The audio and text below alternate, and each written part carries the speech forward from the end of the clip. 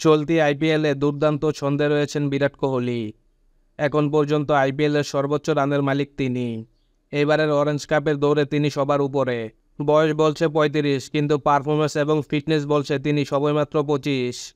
এবারে টি-20 বিশ্বকাপের আগেই বিরাট কোহলিকে নিয়ে অনেক গুঞ্জন শোনা গিয়েছিল। গত ওডিআই বিশ্বকাপে ভারতের ফাইনাল পর্যন্ত টেনে নিয়ে যাওয়া কোহলিকেই এবারের টি-20 বিশ্বকাপ দলে রাখা নিয়ে প্রশ্ন উঠে গেছিল। স্লো বল নাকি তিনি তত ভালো খেলেন না, স্পিনের ক্ষেত্রে তার অসুবিধা হয়, আরও কত কথা। কিন্তু নির্বাচকরা অবশ্য তাকে বাদ দিয়ে দল গড়ার ঝুঁকি নেননি, কারণ খুব ভালোভাবেই জানেন তারা জাতীয় দল যখন বিদেশের মাটিতে মুখ থুবড়ে পড়বে তখন আর কেউই নয়, বিরাট কোহলি বাঁচায় দলকে। যদিও মনে করা হচ্ছে বিরাট নিজে খুব বেশি দিন এভাবে খেলা চালাবেন না।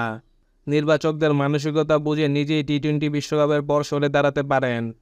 বিরাটের এই মুহূর্তে যা পারফরমেন্স তাতে কোনোভাবেই দল থেকে বাদ দেওয়ার মতো নয়। স্বয়ং সুনীল গাভাস্কারের সঙ্গে কদিন আগে ঠোকাঠুকি লেগেই ছিল বিরাটের। স্ট্রাইক রেট ইস্যুতে যেভাবে তার পিছনে পড়েছেন কয়েকজন ক্রিকেট বিশেষজ্ঞ, তাতে বেজায় বিরক্ত বিরাট কোহলি। এরই মধ্যে কোহলি নিজের অবসর প্রসঙ্গে দিলেন বড় বার্তা। আরসিবির দেওয়া এক সাক্ষাৎকারে ওডিআই ফরম্যাটের সর্বোচ্চ শতকের মালিক বলেছেন, একবার ক্রিকেট থেকে অবসর নিলে কিছু সময়ের জন্য নিজেকে পুরোপুরি ক্রিকেট থেকে সরিয়ে রাখবেন তিনি।